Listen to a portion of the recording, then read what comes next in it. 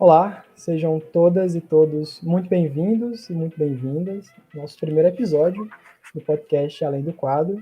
Esse podcast tem como principal proposta divulgar conteúdo de área de História das Ciências para professores e professores em formação, certo? Nós estamos fazendo essa abordagem a partir de uma perspectiva educacional, então nós vamos buscar destrinchar conteúdos, assuntos, dinâmicas que cada vez mais estão em voga dentro da academia na área de História das Ciências, e essa atividade ela é vinculada ao grupo História das Ciências na Educação Científica, que nós temos a honra, inclusive, de ter no nosso primeiro episódio a participação da professora Thais Forato, que é a coordenadora desse mesmo grupo. A professora Thais, ela é pesquisadora junto ao Departamento de Ciências Exatas e da Terra na Universidade Federal de São Paulo, campus Diadema. Ela é coordenadora do grupo citado e desenvolve pesquisas envolvendo interfaces entre a história das ciências, a educação científica, a formação de professores e a divulgação da história das ciências. Ela é bacharel e licenciada em Física pela PUC São Paulo. Ela é mestre em História das Ciências pela PUC São Paulo e ela é doutora em Educação pela USP. E nós gostaríamos de dar as boas-vindas a essa figura maravilhosa que nos dá a honra de conversar conosco. Seja bem-vinda, professora Thais. Oi, Luiz, muito obrigada. Obrigada pela sua generosa apresentação, né? Pelo acolhimento e pelo convite para abrir os podcasts e falar um pouquinho sobre o nosso trabalho e a nossa área de pesquisa.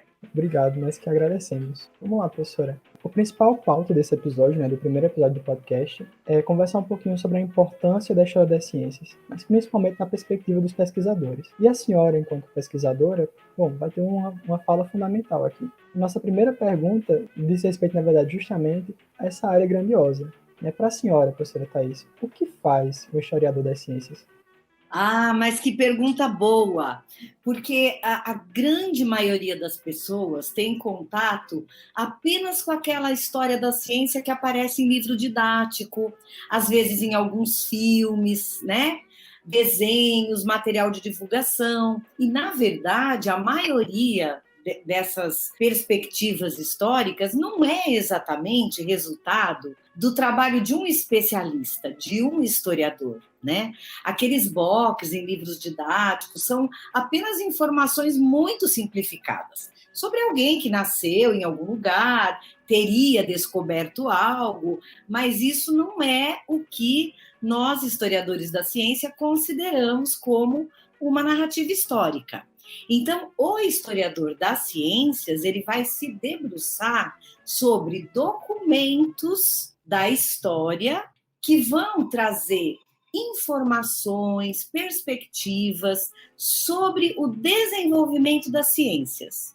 Então, é fundamental nós olharmos livros, cartas, artigos, obras de arte, enfim, tudo aquilo que pode se constituir como uma fonte histórica de uma determinada época, né? Então, a depender do período, você lida com manuscritos, a depender do período, você tem obras arqueológicas, obras de arte, né? Você tem algumas tradições em que ainda predomina a história oral. Então, você tem diferentes maneiras de localizar, estudar aqueles documentos primários, mas sempre também em diálogo com os seus pares. Ou seja, olhando o trabalho de colegas, de outros pesquisadores mais recentes que também se debruçaram sobre aquele episódio. Porque é necessário você confrontar suas hipóteses, confrontar pontos de vista. E aí, a partir de toda essa análise de materiais primários, né, que são aquelas fontes da época, e fontes secundárias, que são a que os especialistas atuais estão produzindo, é que você vai construir uma narrativa. E ela tem que mostrar o contexto da época que está lá envolvido na produção de uma teoria, de uma ideia, de um conceito, de uma fórmula, de uma descoberta, de uma invenção. Então, basicamente, seria isso. Que bacana.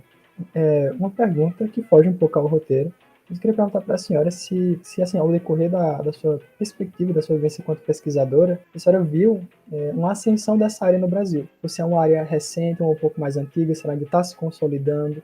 Na perspectiva da senhora, qual é a atual situação da história das ciências no Brasil? Então, eu acho que houve uma expansão, sim. A importância da história da ciência, ela já é reconhecida há várias décadas.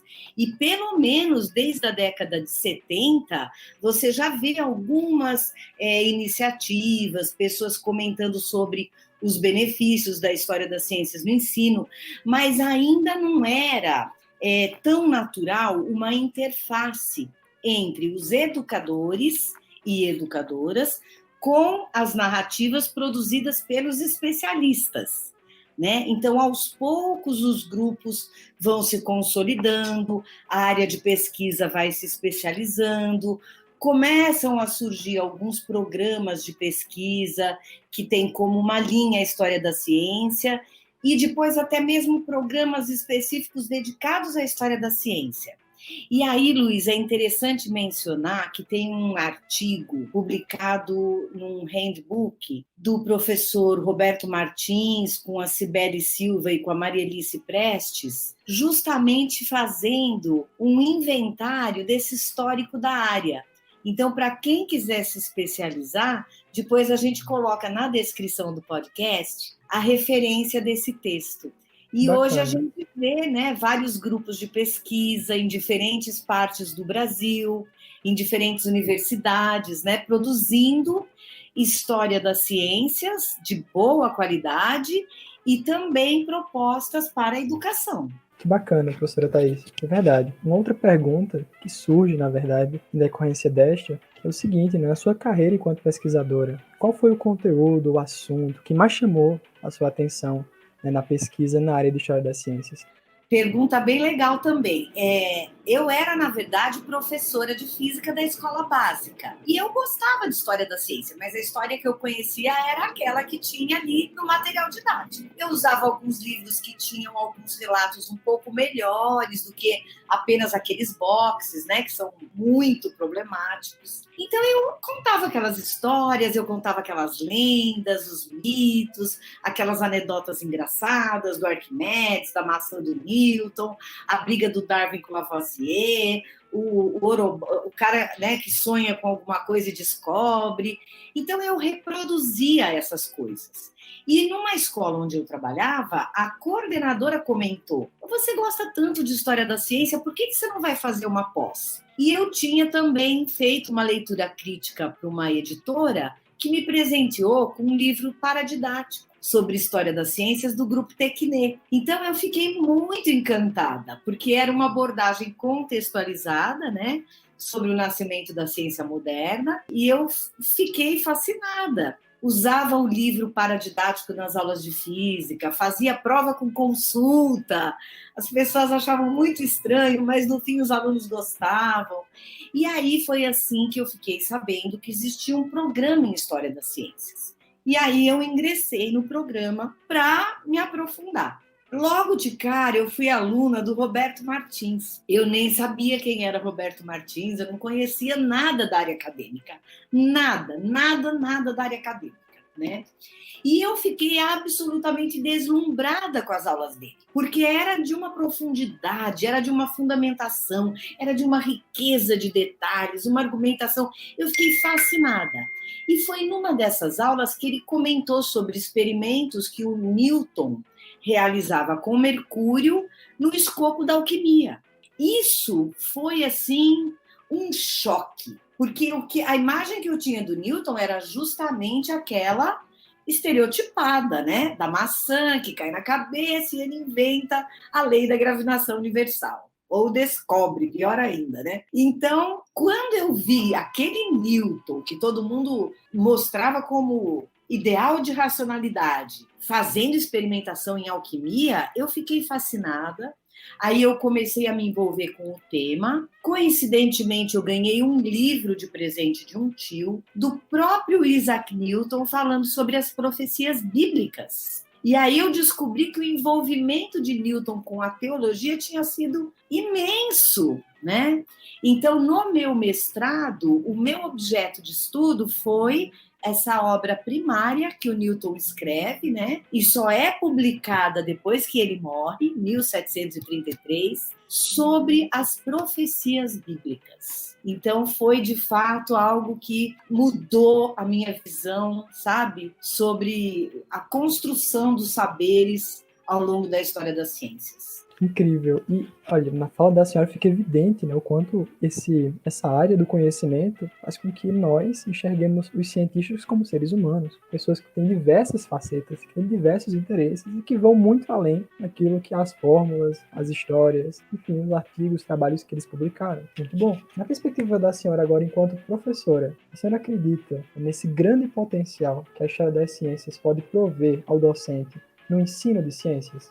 Eu acredito, Luiz. Acredito, apesar de todos os desafios que eu reconheço, conheço, vivenciei, tanto na escola básica como na formação de professores, apesar dos desafios, eu tenho certeza que quando o aluno se envolve, a mudança na visão crítica que eles apresentam, a qualidade das análises que vem a partir daí, dos posicionamentos, a concepção, né, sobre o papel da ciência na história humana, com os outros campos do saber, a criticidade, a noção de injustiça social, né, e de violação de direitos humanos. Quanto de relação entre ciência e poder tem por trás disso? Então, eu vivenciei, eu presenciei e continuo presenciando, apesar dos desafios, inúmeros benefícios de uma abordagem crítica sobre a história das ciências no ensino e na educação.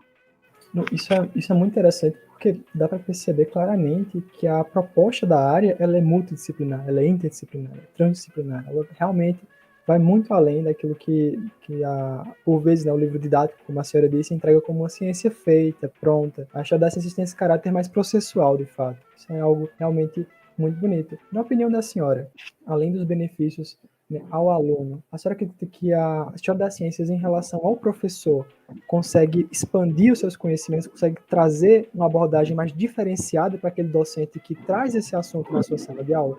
Eu tenho certeza que sim, porque eu, como professora da escola básica, quando eu fui fazer o meu mestrado, eu já comecei a observar diferenças na minha prática e na minha maneira de encarar as coisas. Quando eu terminei o mestrado, eu estava ministrando aula na escola básica e também em uma universidade particular. E eu, inclusive, assumi uma disciplina de História das Ciências nesta universidade, né? Ou daquela época. E eu já observei naquela época, tanto havia, claro, alguma resistência por parte, né, de algumas pessoas, mas aquelas que estavam abertas ao novo, que recebiam, né, aqueles textos, aquelas discussões, os materiais, os debates, com uma boa vontade, a mudança era visível na qualidade das provas, da argumentação, dos trabalhos que eles apresentavam. E eu já ouvi assim mais de uma vez estudantes de diferentes lugares comentando comigo que depois que eles tiveram contato com essas visões mais críticas e reflexivas que a gente faz sobre a história das ciências, até mesmo a leitura de uma revista, um jornal, um livro, um noticiário, um documentário, um filme, tudo isso passa a ser muito mais crítico, ter um caráter muito mais investigativo, no sentido de que, mas de onde veio? Quais são as bases? Quais argumentos vão fundamentar essas ideias? Então, eu tenho visto isso, eu sou uma grande entusiasta, porque eu reconheço os desafios, mas eu vejo que quando a gente os enfrenta, no final das contas, vale a pena. A maioria dos alunos, dos estudantes, das estudantes, a maioria mostra uma mudança, assim, inclusive no nível da argumentação, escrita e falada. Isso. Inclusive, é muito claro, até no próprio grupo, né, o quanto a história das ciências ela abarca assim, temas diversos. Né? A história, inclusive, existe a história das ciências na perspectiva de mulheres, na perspectiva étnico-racial. Então, é uma área assim, muito ampla e que abarca uma diversidade de pesquisadores, de interessados, altamente assim, heterogênea. Professora Thais, eu queria perguntar para a senhora sobre algumas fontes de pesquisa ou pesquisadores e canais que o ouvinte interessado nessa área ele poderia recorrer para ter um pouco mais, né, de uma ideia como essa área funciona, quais assuntos ela aborda em primazia, quais são os assuntos em voga. Existe algum canal que ele possa recorrer? Então, são diferentes abordagens muito ricas. Então, se é um professor para a sua formação, ou se é um professor buscando material para usar em suas aulas, né? Hoje a gente tem livros publicados com propostas para a sala de aula, nós temos artigos voltados para a sala de aula. Então, por exemplo, se você olhar o Caderno Brasileiro de Ensino de Física, a revista Física na Escola, a Química Nova, a revista de História das Ciências, né? Revista Brasileira de História das Ciências, a Alexandria, o boletim de a revista de História e Filosofia da Biologia.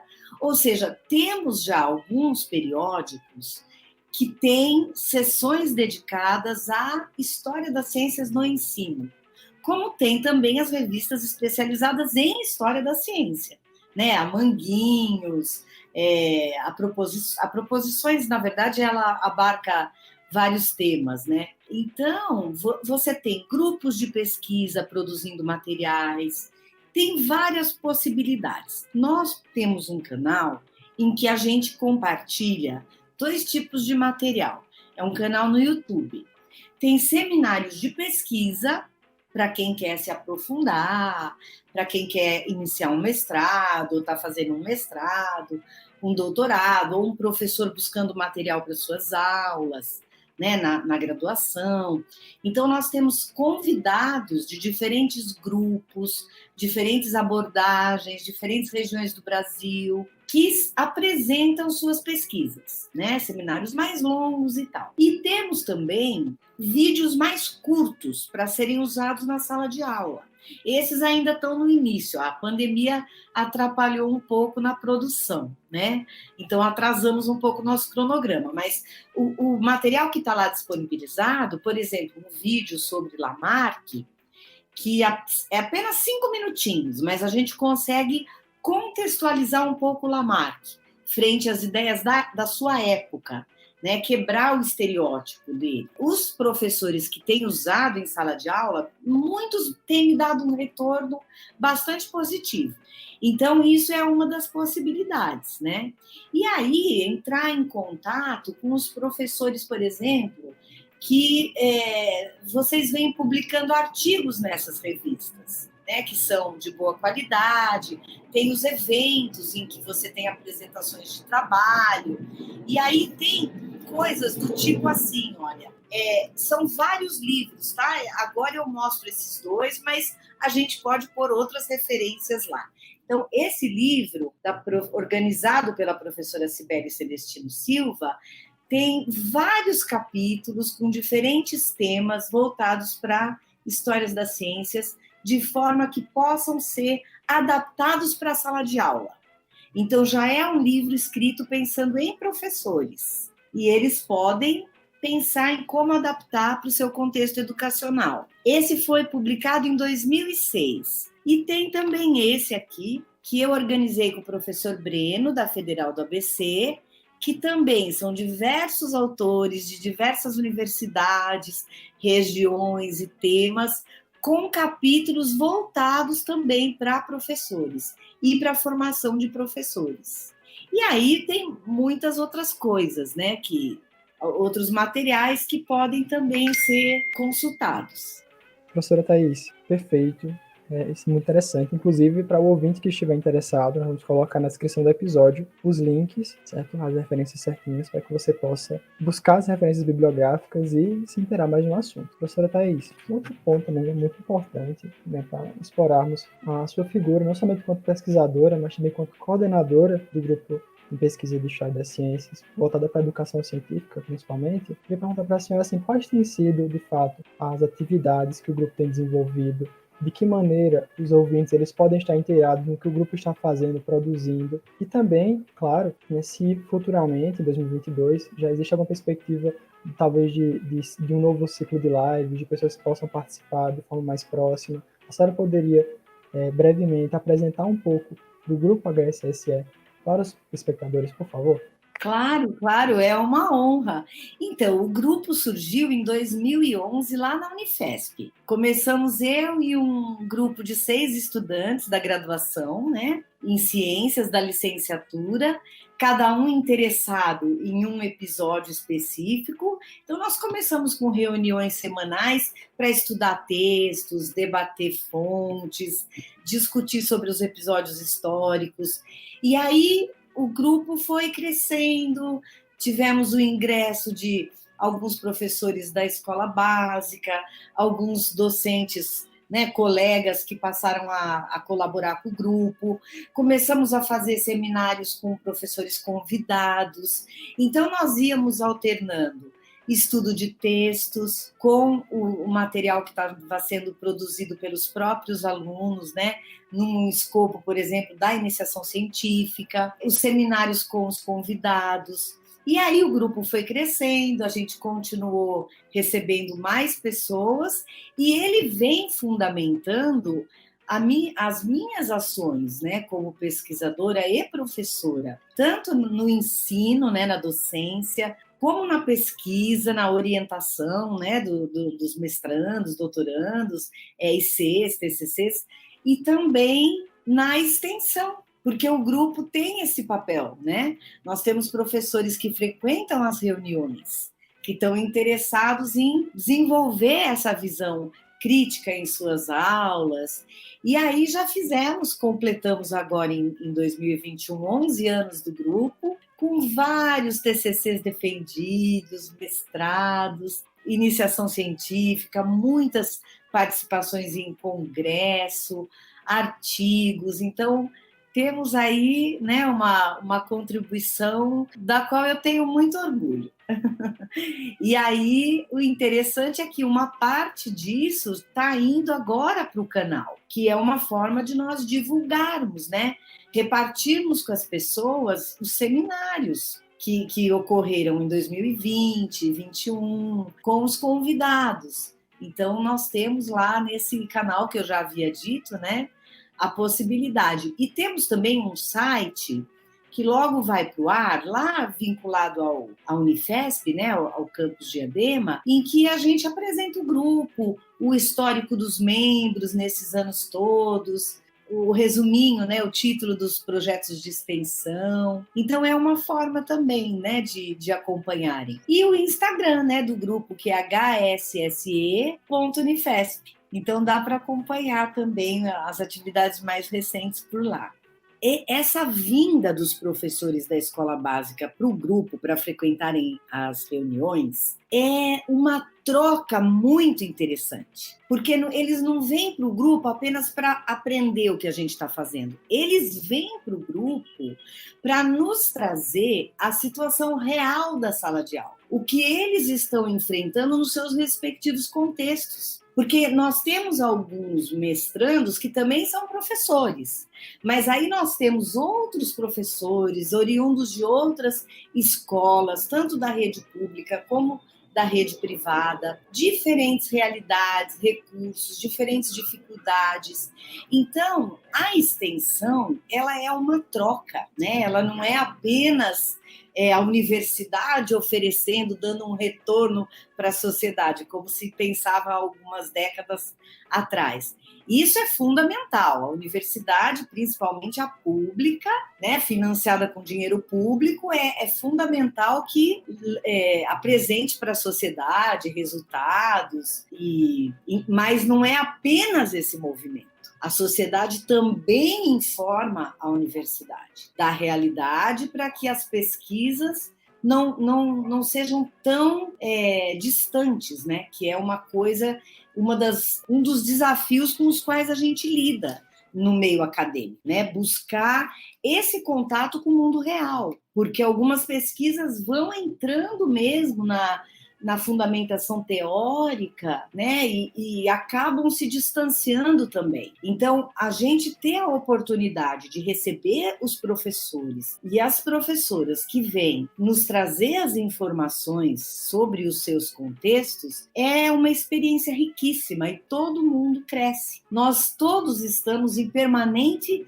formação. Meus colegas, doutores e eu também, não são apenas os orientandos. Nós também estamos em constante formação, né? Então, isso que eu acho que é muito rico. Concordo. E a senhora falou de um tema importantíssimo, né, na área da divulgação científica, aproximar o conteúdo do público que vai utilizá-lo, que vai acessá-lo. Então, realmente, produzir os seminários, os trabalhos de maneira integrada, né, os professores que participam do grupo propriamente, traz uma qualidade a mais, né? Já que literalmente é a confirmação cabal de que cada um ali enfrenta na sala de aula um desafio diferente, que aquele conteúdo vai fazer, obviamente, a sua respectiva diferença. Muito bom, professora. Em relação às suas considerações finais, eu gostaria de perguntar, na verdade, se a senhora fosse falar agora para o público ouvinte, aconselhar não necessariamente um pesquisador, nem necessariamente um conteúdo, mas se ela fosse passar uma mensagem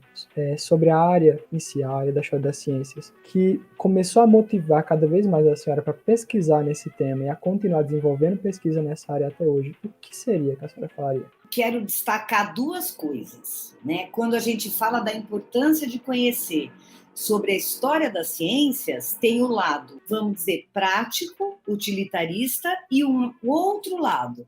Então, qual seria esse prático e utilitarista? É um clichê dizer que hoje a nossa vida é toda pautada em tecnologia e que isso se deve a todo esse desenvolvimento das ciências. E você conhecendo, né, episódios históricos, inclusive dos acidentes, por exemplo, você se aprofundando nesses conteúdos, você desenvolve uma criticidade e não é uma presa tão fácil para propagandas enganosas, para se arriscar com coisas perigosas, como foi, por exemplo, aquele acidente de Goiânia, com o césio radioativo, né, em 1986. Então, você saber que determinados locais você está mais em risco, você não ser enganado por fórmulas milagrosas. Então, a história da ciência permite te fundamentar para um posicionamento mais saudável e mais consciente diante dessa sociedade, em que o discurso científico é manipulado e usado em propagandas, né, visando o consumo, inclusive com terapias milagrosas, coachings quânticos e por aí vai.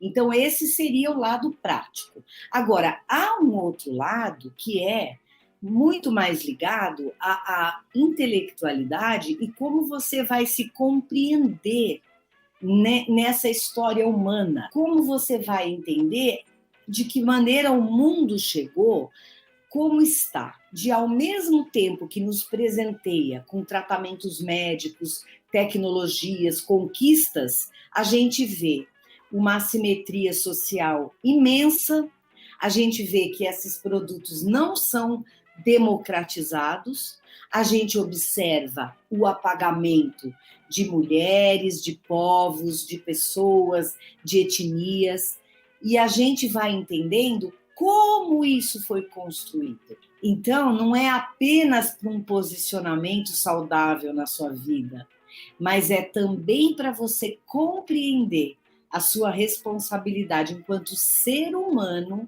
com essa organização que se apresenta e que tem trazido para alguns tantos benefícios e para outras pessoas tanto sofrimento.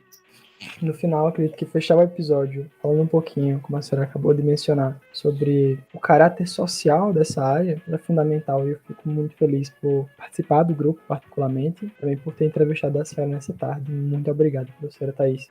Nesse momento, nós vamos começar o encerramento, né? Então, eu gostaria de agradecer a você nos escutou até este momento. Muito obrigado de coração. Eu espero que nos próximos episódios você esteja aqui conosco, cada vez mais curioso, cada vez mais curiosa, aprender um pouco mais sobre essa área.